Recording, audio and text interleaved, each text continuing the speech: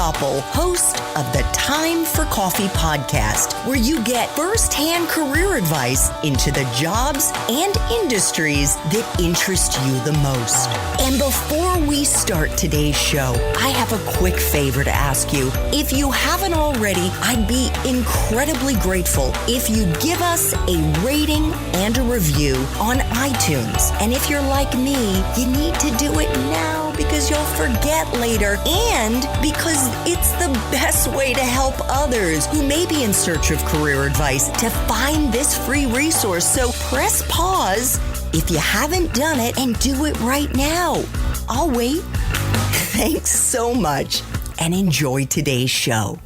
Hey there, Java Junkies. Welcome back to another episode of T4C. If you want to learn more about brand strategy and filmmaking, then this is the episode for you because my next guest is a story-driven filmmaker, brand strategist, and speaker who's worked with Steve Harvey, makeup mogul Keisha Dior, and Google. But before I introduce you to the extremely talented Jude Charles, I want to make sure you've signed up for the Java Junkies Journal. That's T4C's weekly newsletter that comes out bright and early on Monday mornings, and it's got unique insights into dozens of different industries and, of course, coronavirus-relevant career advice, as well as a ton of other hacks for college students and young professionals to help all of you turn your degrees into careers you'll love. Just head over to the Time for Coffee website at time4coffee.org, and the sign-up box is right there.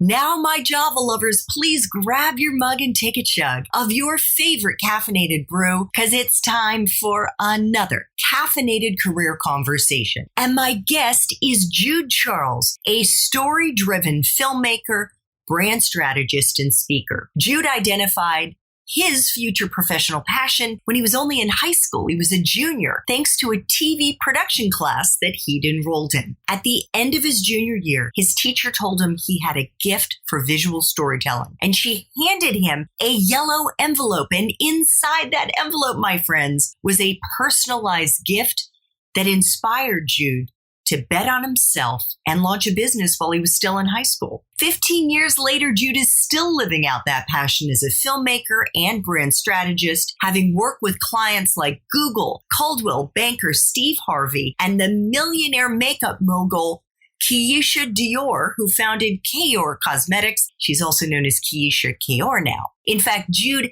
helped Keisha make her first $1 million. Ever since, he's been producing exponential returns for purpose-driven entrepreneurs through documentaries and videos by living and breathing the brands whose stories he was hired to tell. Jude does that by digging deep to find the compelling stories that nobody else knows about, and then he leverages those stories for greater impact for his clients' businesses. And if you want to learn how to break into filmmaking and brand strategy and all of that, please check out the show notes for this episode, the show notes, I should say, and the bio for this episode to see if Jude's Espresso Shots interview has already dropped. Hey, Jude, welcome to Time for Coffee. Are you caffeinated and ready to go? I am caffeinated and definitely ready to go. Let's have some fun today. Excellent. Well, before we flash back to Mrs. Donnelly's classroom, when you were 17 years old, I know at the beginning of the year you were 16 and then you turned 17 while you were in school, where this passion for filmmaking was first sparked. I'd love for us to talk about what you do now. Why do you describe yourself as a story-driven filmmaker? Yeah, so today I am blessed to be able to work with entrepreneurs who are purpose-driven. And what that means is that their business is just a vehicle to help them fulfill their mission in life. That's the way that they look at it. And what I do as a story-driven filmmaker is that I get to just bring their story, their personal story to life. And you get a three-dimensional view into their world, into who they are, not just the business that they run, but who they are as parents and as husbands or wives and as people who live everyday life. I love the way that one of my clients says it. She says, I put on my pants the same way that you do. I may be successful in business, but I am as human as you are. And that's what I get to do. And so that's what that means is I get to bring you into a very specific moment in time. That's what stories are. They're all about very specific moments and times that you get to learn from. And that's what I get to do through the form of filmmaking and video online. And I love it. I am passionate about it. We will talk about how Miss Donnelly helped me start this business, but that's what I get to do every single day. And I love it. You also describe yourself as a brand strategist. Yes. What does that mean? And how does that complement the kind of storytelling and filmmaking that you do? Yeah. So I mentioned that I work with entrepreneurs. These entrepreneurs are building big businesses, but the most important part about building a big business is building a brand. What do you stand for? Who are you? In 2020 and 2021, the most important thing is not your logo or the name of your company or the colors that you have. The most important thing is for people to understand, what do you stand for and why do you stand for these things? And then who you are, because we as human beings, we do business, we give money to people that we know, like, and trust. And so as a brand strategist, I'm thinking of, okay, who are you? What do you do? Why do you do it? What makes you tick? And then I take that and create these stories that help you continue to help your business grow. But it's coming from this very strategic way of taking these very specific moments in time and then showing people this is who you are. And that's what's led you to doing the business that you're doing today, or that's what influences the business that you're doing today. So that's my job as a brand strategist, is to be able to bring that to life. So you said that you are creating these films for entrepreneurs and that it's super important for us to be showing more about who we are, even though we're selling things. Why is that so important? Why is it not enough that we're just making good quality widgets, that we're making good products, that we're delivering high caliber content or whatever it is we're doing? Yeah. So if we break it down to even just a very personal level, if we think of what makes you, you, what makes me, me, if I'm going to apply for a job and let's say the employer has 5 different candidates, they may be looking for the skill, but what they're also looking for is for the soft skills. What makes you tick? How do you communicate? How do you give analogies and stories and different examples that helps me understand how you think? That's the things that matter, the things that help you stand out. And so why I say that it's important to show who you are and what you stand for is because everyone can say how great they are. Everyone can say that, or everyone can say, I have integrity, or I'm going to do the right thing. But if you can tell me a story about a time where you had to do the right thing and it was very uncomfortable. Like, let's say you saw a blind man drop $500 out of his pocket and you knew you needed groceries for your house and you didn't have any money, but you see this man drop $500 and you're like, oh, and no one else has seen it. It's just you and him that's on this street and he's dropped these $500. He didn't feel it. He's blind. What did you do? If you can tell me that you actually said, hey, you dropped your money, you helped him, you picked it up for him and gave it to him, and it was all, let's say it was $100 bills, it was all 5 $100 bills back, like that shows me the kind of integrity that you have. And so for me, that's what tells me more about who you are than just, oh, I have a lot of integrity, I'm going to do the right thing, I always do the right thing. Those are statements, but a story is about a very specific moment in time, and it's those stories that help me understand how you think and why you see the world in the way that you see it. And so for an entrepreneur, is it that their customers, their prospective clients will be more inclined to buy into whatever it is they're selling if they think that you are a good person, that you're a person with integrity, you're a person with values? Yes, absolutely. So there's a story that I tell of Darnielle Jerby Harmon. She is a business coach out of Delaware. Darnielle is on this journey through motherhood, and she got married later in life at 42 and decided that she immediately, obviously because she's in a higher age range, to start to have kids. And the first time they try, she has a miscarriage. The second time she does a round of IVF and it just didn't go well. Well, she's a business coach. What does that have to do with, what does motherhood have to do with being a business coach? What you find out in the story is that even though she's gone through these 2 failures, right, quote unquote, 2 very sad moments in her life, what she and her husband decide to do is they're still going to build out a nursery for the baby that they're expecting. And so she builds out a full nursery in her home that has the crib, that has teddy bears, that has toys. And she's believing that this baby is coming.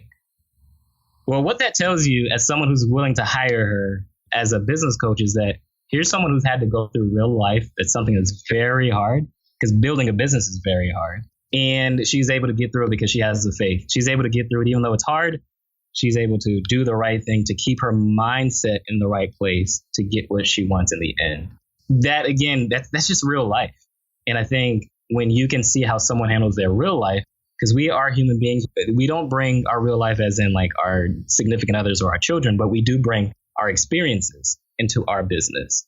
And when you do that, that decides how you build your business. And so if you can see that Darnielle is a business coach, but is able to get through this rough moment, she can help you get through the same thing and help you keep the right mindset even when it gets hard.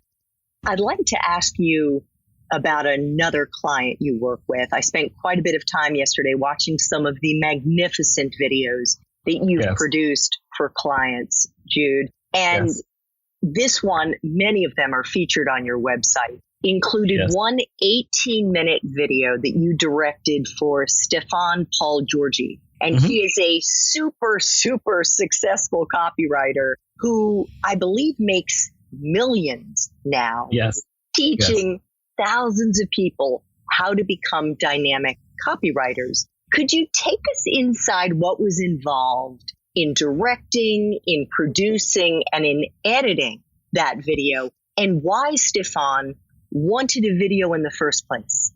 Yeah, so when I first met Stefan, it was in Arizona. We were in, I believe, Scottsdale, Arizona at the time. And then we were at a business meeting together and just getting through normal conversation. It wasn't that I was pitching him or he was pitching me or anything like that. We were just getting to know each other. And he was in a place where he wanted to be able to take the work that he had done over the years, over 8 years, and to be able to teach it to other people. He wanted other people to know that he existed, one. But specifically, he wanted to be able to teach them. He wanted them to understand how to have the right mindset in doing the work that he's doing, how to find the right copy job. So why do copywriting in a very specific way that he does it? And I mentioned to him, well, we could do that, but I also look for who you are as a person.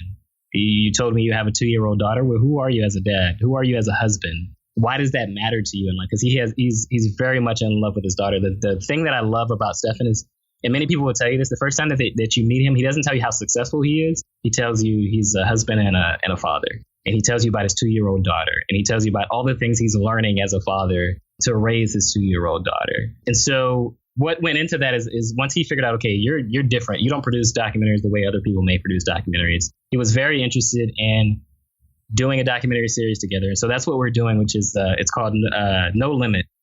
And it's all about his story of not realizing that there were limits in life. Again, he went from a $40,000 before he started copywriting. He was a salesman earning $40,000 a year. And now he earns millions of dollars a year through copywriting and other businesses that he does as well. And to do it, our first time filming was in Las Vegas. It was in February, literally right before the pandemic started. Literally the month before the pandemic started, we started filming. And I just was a fly on the wall. I was a shadow. I wanted to see, what does life look like? And so the way that I direct is I kind of get an idea, okay, here's the things that you have on your schedule. Here's the things that you're going to do. And I say, okay, can I be in this meeting? Can I be at your house at this time? Can I see all these things that's happening? Because I just want to be a fly on the wall so that other people can see what your world is like.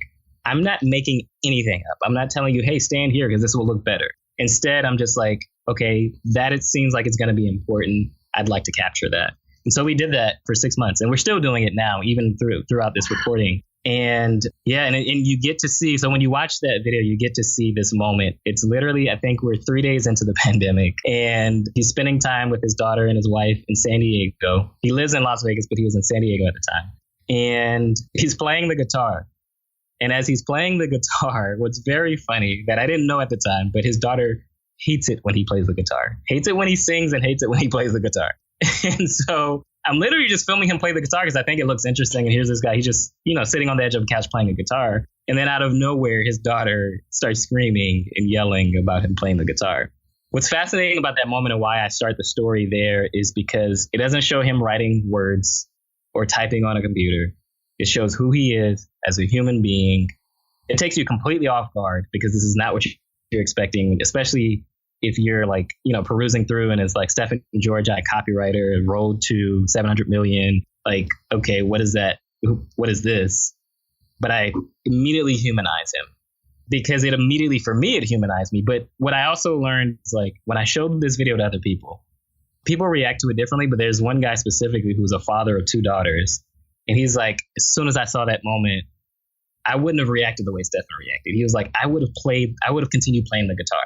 But he was like, it was fascinating to see, Stefan actually listened to his daughter. He showed his daughter she was important, that what she doesn't like is important to him. Even if it doesn't make him feel good, it's important to him. And that's what I get to do with the stories that I tell. And that's the moments that I'm looking for is who you are. How does it show your personality? Because everybody's going to react to something differently. But that moment within the first 60 seconds says so much about him. It really did.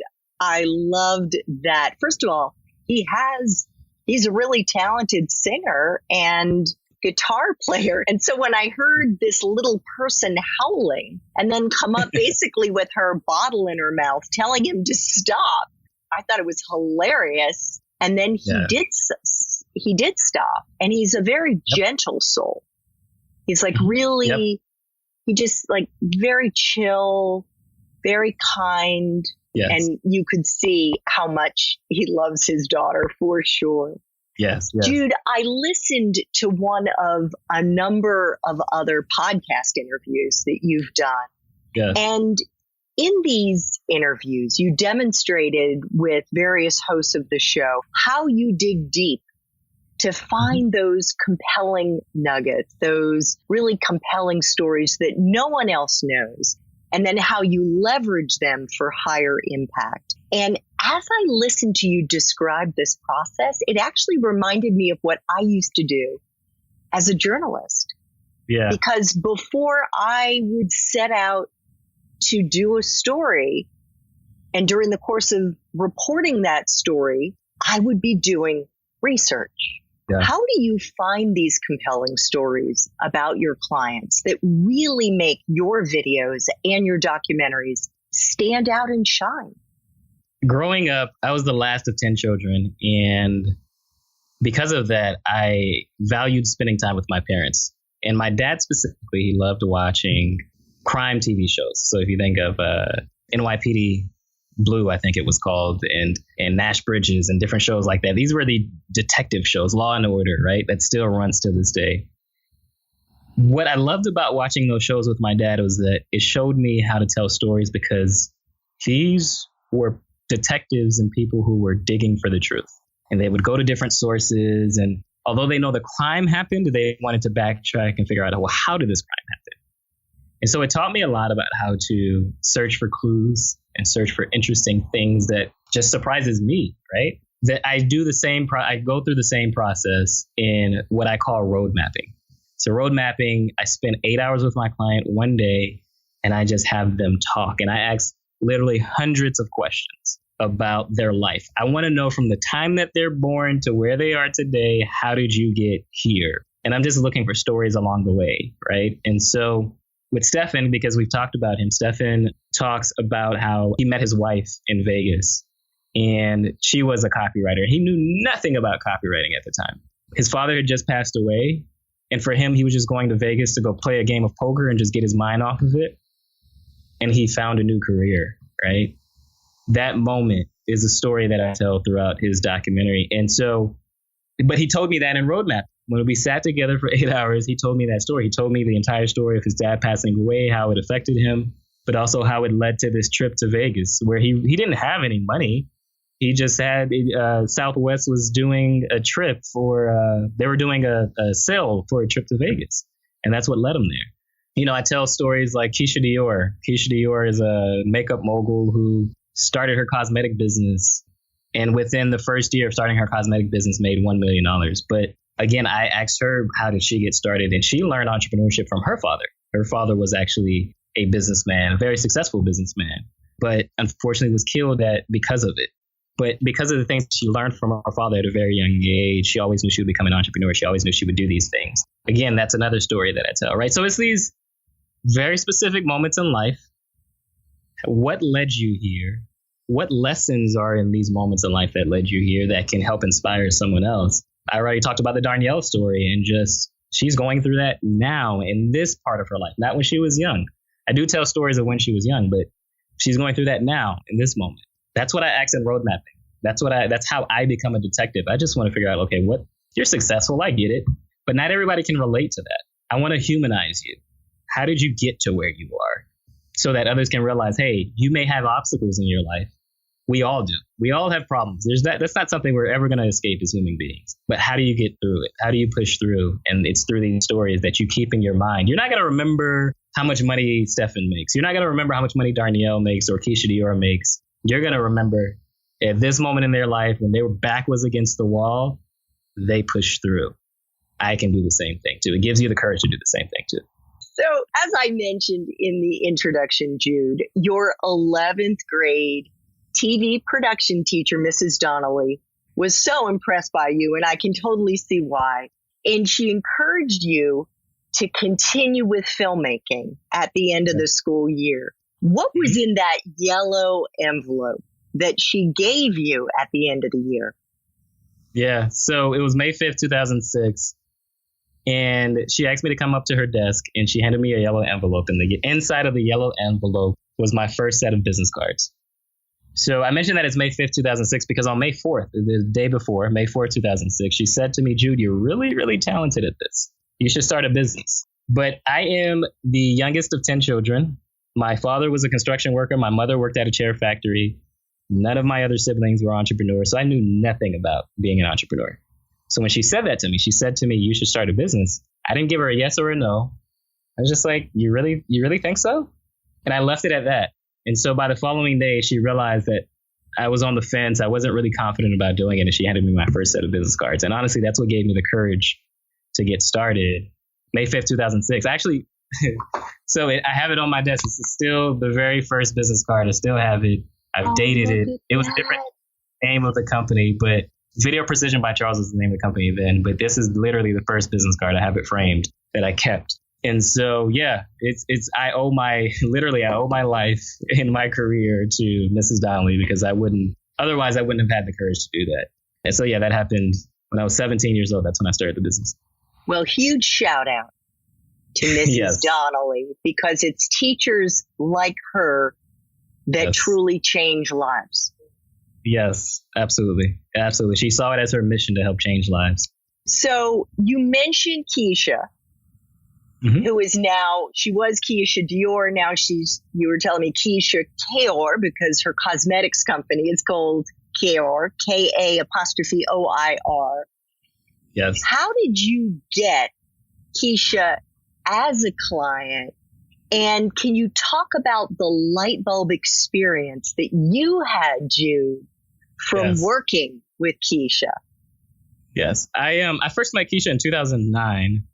I was working in video production and still trying to find my footing in video production, trying to figure out the kind of work that I really wanted to do. But Keisha Dior was just starting her company in 2009, KR Cosmetics. And she wanted to document it. And so she told a friend of hers, hey, I want to film this. I want to, show people what I'm doing. And so that friend reached out to a friend of mine. And so that's how it was, through word of mouth. And so we worked together for the first year. I went through road mapping with her. I was doing road mapping back then. I wasn't calling it road mapping, but I was doing the same process. And she wanted to do vlog videos. So ironically, at the same time that Keisha Dior was starting her company, Gary Vaynerchuk was starting Wine Library TV. So he was already doing these vlog videos, right? I wasn't really fascinated by vlog videos. I said to her, well, I mean, yeah, sure, we can do that. But what if we actually did a documentary series? Actually, a documentary. It was supposed to be one documentary. I'll talk about why it became a series. And so she's like, okay, tell me what you're thinking. And I told her the story, and she agreed with it. We filmed for the first year. Her business launched. The documentary launched as well. And like I mentioned, she made $1 million in 12 months, in 1 year. Well, there was a day that I woke up at 7 a.m. to the sounds of chains hitting the floor. And it had always been a nightmare for me to hear these chains. And what it was, I got up out of bed, I ran outside, and what it was is a tow truck driver repossessing my car for the second time in 8 months. So at this point in my career, it's 5 years in, I'm struggling to make money. Keisha was a great client, but she was my only client, and I was struggling to make money at the time. And so, of course, I pleaded with him to not take the car, and he took it because he had a job to do. I walk back inside the house, I sit on the edge of my bed, and I'm just like, okay, you know what? I've given this a good 5 years. Maybe it's not meant to be for me to do this because I'm struggling after 5 years to make money. In that moment, Keisha Dior calls me and she's excited and she's like, Jude, you won't believe it. You won't believe it. I just got off the phone with my accountant and he said we crossed over the 7-figure mark. This is the same day my car gets repossessed. But in that moment, something changed for me and it made me realize, no, Jude, you are good at this because you've created a piece of content that has helped your client make $1 million. And in that moment, I realized, okay, I'm good at this. I know what I'm doing, but I need to go back to the drawing board. I need to learn how to communicate my ideas, how to market myself, how to do sales, how to charge what I feel like I'm worth. Because now I have this client that has made $1 million. And the other thing that was very fascinating that I had was a blueprint, a roadmap, because I had seen every day for 1 year what Keisha Dior did in her business to make it to $1 million.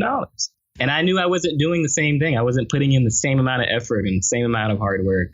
We weren't selling the same thing. She was selling lipstick, but it didn't matter. The principles were still the same. And so I took a year off after that. I continued to work with Keisha, but I took a year off to just go back to the drawing board. I took online courses. I took a course called Earn 1K. It was all about the basics. How do you earn your first $1,000? Because the premise was if you could earn $1,000, you can repeat it. But if you learn how to earn those first 1,000, you're set for life. And so that's what I did. And that's what I learned, that my gift was in documentary storytelling, was in helping entrepreneurs tell their stories. And that's what I do today. And because of her success, because of Keisha's success, that's what her fans wanted more. And that's what turned it into a series. But that's why I specialize in what I do now, which is documentary series for entrepreneurs 15 years later. At the time I was working with Keisha, it was 10 years ago, but 15 years later. And that's what I'm doing today. How long did it take you to get your car back? So I never got that car back. I ended up getting a different car altogether, but it took a year and a half to get my footing. So I went from making that year, I believe it was $22,000 to making $36,000 to then making $49,000. And it just continued to rise after that. And is at that point, $49,000 that I got the car back. I felt comfortable getting the car back. I felt like I had enough cash flow and enough footing to maintain a car payment. Well, thank you so much for sharing that story with us. Yeah, thank you. Thank you. Jude, what advice do you have for our young viewers, our young listeners who may still be in high school or maybe in college and they want to get into video work? They want to be filmmakers like you. I know that this has not been an easy path. You've just given us a window into it. Do you have any tips as to how they can find potential clients when they're starting out and how they can build their own brand? Yes. So starting out to find clients, I think the easiest way is your local business. So local businesses that are in your area, it could be a local restaurant. It could be a local, let's say hypothetically, a karate class, someone that's doing a karate class or someone that is training others how to play basketball. Like there's different things in your local community. People are looking for social media content, but it doesn't just have to be the regular promo video. Hey, this is what I do.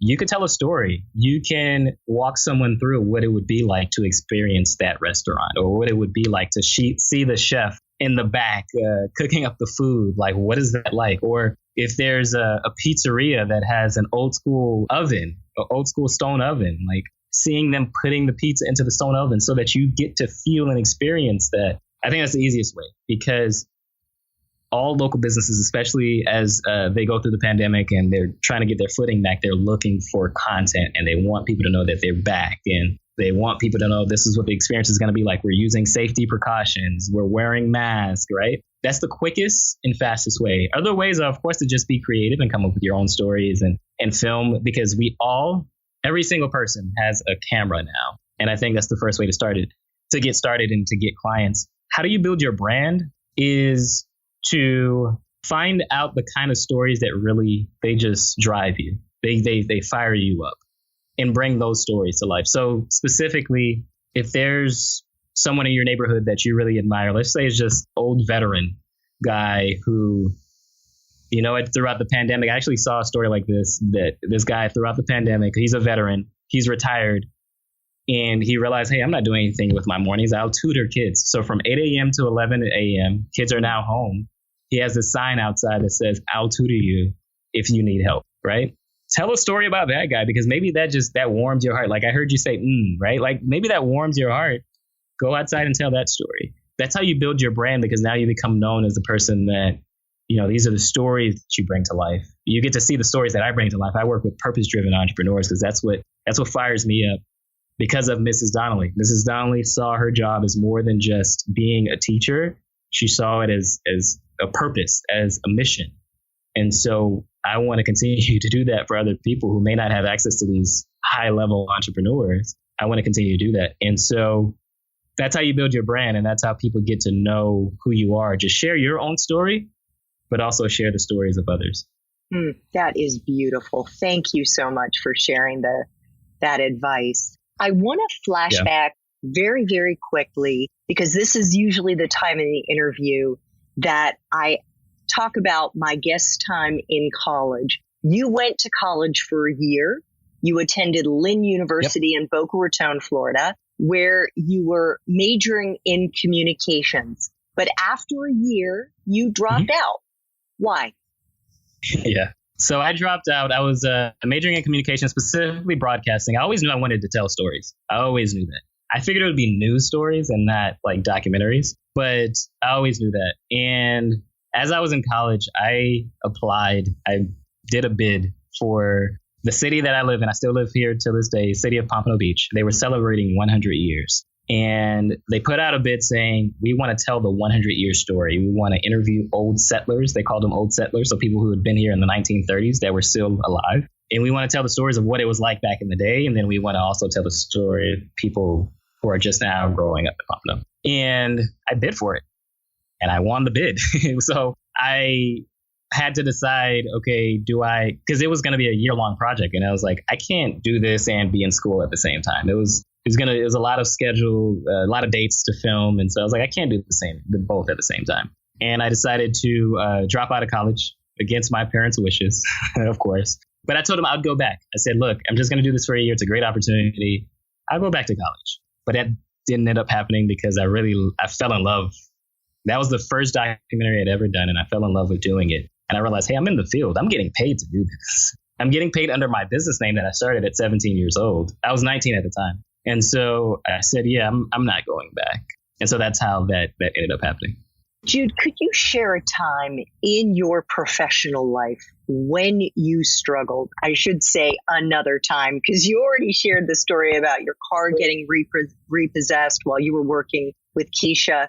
And the reason that I asked this question is that I want our young viewers and our young listeners to know that we all fall down. I was fired twice in my 40s.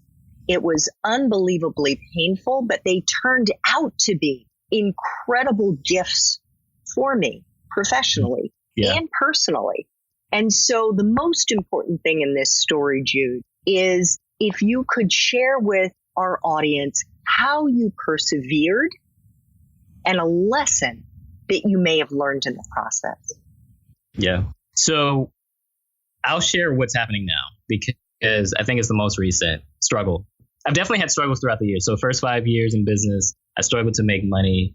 And then little by little, just continuing to have faith. Okay, this business is going to grow. This business is going to grow. I struggled with the mindset, having the right mindset. But I think the reason why I want to talk about what's happening now is because I lived through the 2008 recession, where I had a business throughout the 2008 recession. And when the pandemic started, I got very afraid that, oh my gosh, here's 2008 all over again. Because here's everything shutting down. And my clients, they're purpose-driven entrepreneurs. They run businesses, but they also do live events. All live events stopped happening in March. And so it was a very scary time for me. And I didn't struggle necessarily financially. I struggled mindset-wise. because I could have easily allowed, okay, because I've lived through the 2008 recession, and I know what that's like, and I know I didn't make $1 for 6 months. I could have easily just fell back into that world saying, oh my gosh, it's happening again. Let me try to stop it. Instead, I talked to each of my clients. I had a meeting with each of my clients. I only work with 5 clients a year, but I spoke with 3 of them, and we came up with a game plan with continuing to film throughout the pandemic. But it was still hard to produce the stories because now I have to produce in a completely different way that I've never had to produce in 15 years. And so I'm having to do this live because I've never had to do it before. But these clients are paying me good money to get their story done in the right way. And so it's a lot of risk. It's a lot of stress. And I just pushed through it. And what I mean by I just pushed through it is that I took it one day at a time. I didn't allow the unknown to take over my life. I just continued one day at a time. Okay, I know there's going to be a problem that comes up. How do I solve the problem? Just being prepared, putting it in my mind that there is going to be a problem. How do I solve the problem? Something's new is going to come up. How do we solve this? How do we film something in a different way? Because I think oftentimes we can get lost in our mind. The brain is a very powerful thing. And if you don't feed it the right things, if you don't feed it hope and faith and perseverance, it will only see the dark side. I like to say that there's a difference between vision and perspective. We are all born with the gift of vision, with eyes. But over time, we may have to get glasses to be able to read words that are on a billboard or read words in a book. If you don't have on the right set of lenses, you can't read the right words, and you've got to be able to read what's happening in front of you with the right set of lenses. And so, yeah, that's how I got through the struggle. It's not easy. Every single different phase that you go through in your life is going to be a different kind of struggle that you're going to have to learn something new. But if you can push through, if you can persevere, that's what helps you get across the finish line. Oh, my goodness. Thank you so much for sharing that with us. And I want our listeners to know, because what Jude just raised there about the brain being such a powerful organ is spot on. And the part of the brain that harbors the anxiety, the nervousness, the hopelessness is what they call the monkey brain. It's the ancient part of the brain that is also known as the fight or flight. So when the cavemen were fighting off the saber-toothed tigers and the woolly mammoths and all of those creatures back then, it was about life and death stuff. But we can get that part of our own brain spun up. And instead of allowing yourself to settle on the, oh my God, what if, which we can truly drive ourselves crazy. I mean, we're all living in an incredibly stressful time, but bite off tiny bites. Don't try to think too far into the future. Try to keep a perspective of just a couple of days, maybe a week or so. So thank you so much for raising that, Jude. Final question. If you could go back to college and do it all over again, go back to Lynn University, but based on the wisdom you have now, what advice would you give yourself?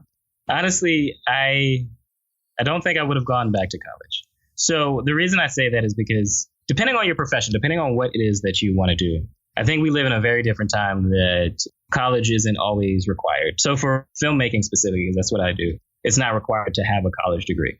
But if you want to be a doctor, if you want to be a lawyer, if you want to be a pharmacist, like you have to go to school and do the years in order to get that done. So depends on the profession. Even if you want to be a construction worker, let's say you want to work in construction, maybe that drives you. Or you want to work in plumbing, that drives you. You can go to technical school and get a degree in that. So I think the advice that I would have given myself at 18, thinking about college, I mentioned this already, I'm the last of 10 children. All of my other siblings went to college. I think it would have been just carve your own path.